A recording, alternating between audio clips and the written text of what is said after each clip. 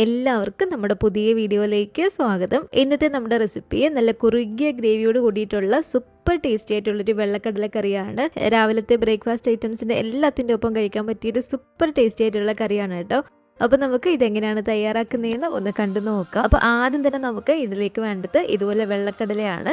ഞാനിപ്പോൾ ഇവിടെ എടുത്തിരിക്കുന്നത് 250 ml ഈ ഒരു കപ്പിൻ്റെ കറക്റ്റ് ഒരു കപ്പ് അളവിൽ വെള്ളക്കടലയാണ് കേട്ടോ. അപ്പോൾ ഇതുപോലെ ഒരു കപ്പ് വെള്ളക്കടല എടുത്തിട്ട് ഓവർനൈറ്റ് ഞാൻ വെള്ളത്തിലൊന്ന് കുതിർത്തി എടുത്തിരിക്കുന്നതാണ് കേട്ടോ ഇത്. ഇനി ഇത് വീണ്ടും നന്നായി കഴുകി എടുത്തതിന് ശേഷം ഇതുപോലെ ഒരു കുക്കറിലേക്ക് ഇട്ട് കൊടുത്തിട്ടുണ്ട്. ഇതിലേക്ക് ഞാൻ ഏകദേശം ഒരു 2-2.5 കപ്പോളം വെള്ളം ഒഴിച്ചു കൊടുക്കുകയാണ്. ആവശ്യത്തിനുള്ള ഉപ്പ് ചേർത്ത് കൊടുക്കാം. പിന്നെ വേണ്ടത് ഒരു 1/4 ടീസ്പൂൺ അളവിൽ മഞ്ഞൾപ്പൊടിയാണ്. 1/2 ടീസ്പൂൺ അളവിൽ ഗരം മസാലയും കൂടി ചേർത്ത് കൊടുത്തിട്ട് നന്നായിട്ട് ഇതുപോലെ ഒന്ന് മിക്സ് ചെയ്തതിന് ശേഷം നമുക്കിതുപോലെ മൂടി വെച്ച് അടച്ചു വെച്ച് കൊടുത്തിട്ട് ഒരു 3-4 വിസിൽ അടുപ്പിച്ച് നമ്മൾ ഈ ഒരു വെള്ളക്കടലിൽ നിന്ന് വേവിച്ചിട്ട് എടുക്കാം. പിന്നെ നമ്മൾ ഓരോരുത്തരും എടുക്കുന്ന ഒരു കടലയുടെ വേവ് വ്യത്യാസമായിരിക്കും. അപ്പോൾ അതിനനുസരിച്ച് പാകത്തിന് നന്നായിട്ട് നമ്മളൊന്ന് വേവിച്ചിട്ട് എടുക്കാം. കുക്കറിൻ്റെ ഒരു ആവി പൂർണ്ണമായിട്ട് പോയതിന് ശേഷം ഇതുപോലെ നമുക്കൊന്ന് തുറന്ന് നോക്കാം. അപ്പോൾ കറക്റ്റ് ഒരു പാകത്തിന് എനിക്കിവിടെ വെള്ളക്കടലിലേക്ക് വെത്ത് കിട്ടിയിട്ടുണ്ട്.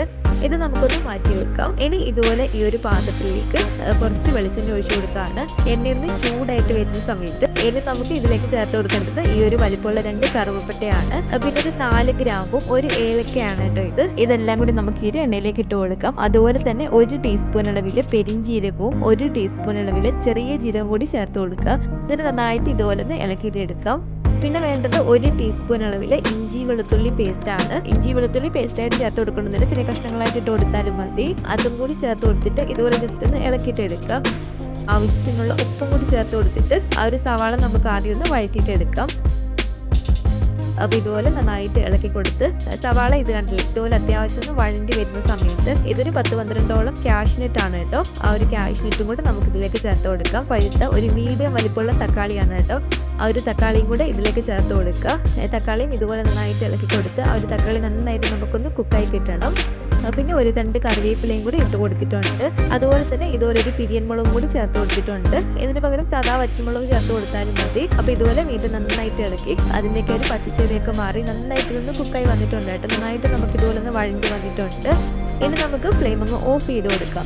ഇനി ഇതിൻ്റെ ചൂട് അത്യാവശ്യം നന്നായിട്ടൊന്ന് കുറഞ്ഞതിന് ശേഷം ഇതുപോലെ മിക്സിയുടെ ഈ ഒരു ജാറിലേക്ക് മാറ്റി കൊടുക്കുക. എന്നിട്ട് കുറച്ചൊരു 3-4 ടേബിൾ സ്പൂൺ വെള്ളം കൂടി ഒഴിച്ച് കൊടുത്തിട്ട് നല്ല ഫൈനായിട്ട് നമുക്കൊന്ന് അരച്ചിട്ടെടുക്കാം. ഇനി ഈ ഒരു പാനിലേക്ക് ഒരു 2-3 ടേബിൾ സ്പൂൺ അളവിൽ വെളിച്ചെണ്ണ ഒഴിച്ചു കൊടുക്കുകയാണ്. എണ്ണ ഒന്ന് ചൂടായിട്ട് വരുന്ന സമയത്ത് ഇത് 2 ബേ ലീവ്സ് ആണ്, അതും കൂടി ഇട്ട് കൊടുത്തിട്ടൊന്ന് ഇളക്കിയിട്ടെടുക്കുക. അതിനുശേഷം തീയൊന്ന് കുറച്ച് വെച്ച് കൊടുത്തിട്ട് ഈ ഒരു അരപ്പ് നമുക്ക് ഇതിലേക്ക് ഫുള്ളായിട്ട് ഇട്ട് കൊടുക്കാം. ഈ ഒരു സമയത്ത് ഇതിലേക്ക് വെള്ളമൊന്നും ചേർത്ത് കൊടുക്കേണ്ട. അപ്പോൾ ഒരു അരപ്പ് ഫുള്ളായിട്ട് ഇതിലേക്ക് ചേർത്ത് കൊടുത്തതിന് ശേഷം നല്ല പോലെ തന്നെ നമുക്കൊരു മീഡിയം ഫ്ലെയിമിൽ ഇട്ടിട്ട് കുറച്ച് സമയം ഒന്ന് ഇളക്കി കൊടുക്കുക കേട്ടോ. ഒരു 2-3 മിനിറ്റോളം നന്നായിട്ട് നമ്മളൊന്ന് ഇളക്കി കൊടുക്കുക. അതിനുശേഷം ഇനി ഇതിലേക്ക് ചേർത്ത് കൊടുക്കേണ്ടത് 2 ടീസ്പൂൺ അളവിൽ കാശ്മീരി മുളക് പൊടിയാണ്. സാധാ എരിവുള്ള മുളക് പൊടി ചേർത്ത് കൊടുക്കുകയാണെങ്കിൽ നിങ്ങളുടെ എരിവിനനുസരിച്ച് മാത്രമേ ചേർത്ത് കൊടുക്കാവുള്ളൂ. അതുപോലെ തന്നെ 1 ടീസ്പൂൺ അളവിൽ മല്ലിപ്പൊടി ഇട്ട് കൊടുക്കാം. 1.25 ടീസ്പൂൺ അളവിൽ ചിക്കൻ മസാല അല്ലെങ്കിൽ മീറ്റ് മസാല ചേർത്ത് കൊടുക്കാം. ഈ ഒരു പൊടികളും കൂടി ചേർത്ത് നന്നായിട്ട് നമ്മൾ ഇളക്കിയിട്ട് എടുക്കുക.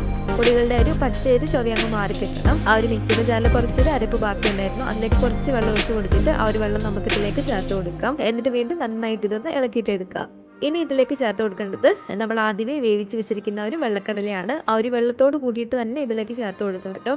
അപ്പോൾ ഒരു വെള്ളത്തോട് കൂടിയിട്ട് തന്നെ ആ ഒരു വെള്ളക്കടലയും ഇതിലേക്ക് ഞാൻ ചേർത്ത് കൊടുത്തിട്ടുണ്ട്. എന്നിട്ട് നന്നായിട്ട് ഇതുപോലെ ഒന്ന് ഇളക്കിയിട്ട് എടുക്കുക. ഇതുപോലെ നന്നായിട്ട് ഇളക്കി എടുത്തതിന് ശേഷം ഇതുപോലെ മൂടി വെച്ച് അടച്ചു വെച്ച് കൊടുത്തിട്ട് ഇത് നന്നായി കുറച്ച് വെച്ച് കൊടുത്തതിന് ശേഷം നമുക്കിതൊന്ന് വേവിച്ചിട്ടെടുക്കാം. ഏകദേശം ഒരു 10 മിനിറ്റോളം നമ്മളിതൊന്ന് കുക്ക് ചെയ്യാം കേട്ടോ. കടല വെന്തതാണെങ്കിലും ആ ഒരു കടലയിൽ ഒരു മസാലയൊക്കെ പിടിച്ചാൽ നല്ലൊരു ടേസ്റ്റ് ഉണ്ടാവത്തുള്ളൂ. അപ്പോൾ തീയൊന്ന് കുറച്ച് വെച്ച് കൊടുത്തിട്ട് ഒരു 10 മിനിറ്റോളം നമ്മളിതൊന്ന് കുക്ക് ചെയ്തിട്ടെടുക്കുക. 10 മിനിറ്റ് തുടർച്ചയായിട്ട് അങ്ങ് വെച്ച് കൊടുക്കാനും പാടില്ല. ഇടയ്ക്കിടയ്ക്ക് ഇതുപോലെ തുറന്ന് നമ്മളൊന്ന് ഇളക്കി കൊടുക്കണം കേട്ടോ.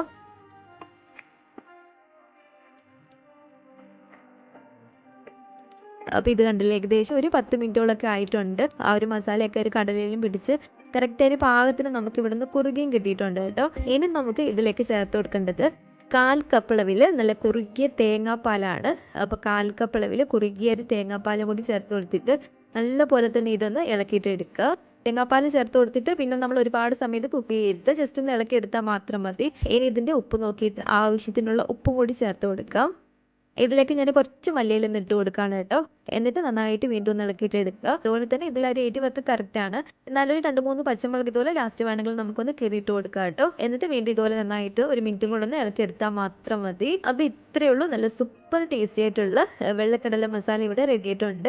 രാവിലത്തെ നമ്മുടെ എല്ലാ ബ്രേക്ക്ഫാസ്റ്റ് ഐറ്റംസിൻ്റെ കൂടെയും കഴിക്കാൻ നല്ല സൂപ്പർ ടേസ്റ്റാണ് കേട്ടോ.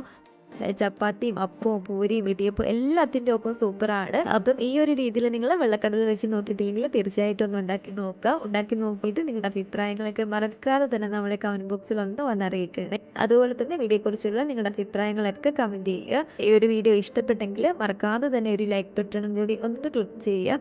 നിങ്ങളുടെ ഫാമിലിയും ഫ്രണ്ട്സും ഒക്കെ ആയിട്ട് നമ്മുടെ ഈ ഒരു വീഡിയോ ഒന്ന് ഷെയർ ചെയ്ത് കൊടുക്കുക. പുതിയതായിട്ട് ഈ ഒരു ചാനൽ ആരെങ്കിലും കാണുന്നുണ്ടെങ്കിലും ഇതുവരെയായിട്ടും ഈ ഒരു ചാനൽ സബ്സ്ക്രൈബ് ചെയ്തിട്ടില്ലെങ്കിലും താഴെ കാണുന്ന ഒരു സബ്സ്ക്രൈബ് ബട്ടണും കൂടി ഒന്ന് പ്രസ് ചെയ്ത് സപ്പോർട്ട് ചെയ്യണേ. കൂട്ടത്തിൽ കാണുന്ന ബെല്ലൈക്കണും കൂടെ ഒന്ന് ക്ലിക്ക് ചെയ്ത് അതിലൊരു ഓൾ എന്ന ഓപ്ഷൻ തന്നെ ക്ലിക്ക് ചെയ്യുകയാണെങ്കിൽ ഞാൻ പുതിയ പുതിയ റെസിപ്പികളൊക്കെ ഇടുമ്പോൾ അപ്പോൾ തന്നെ നിങ്ങൾക്ക് അതിൻ്റെ നോട്ടിഫിക്കേഷൻ കിട്ടുന്നതായിരിക്കും.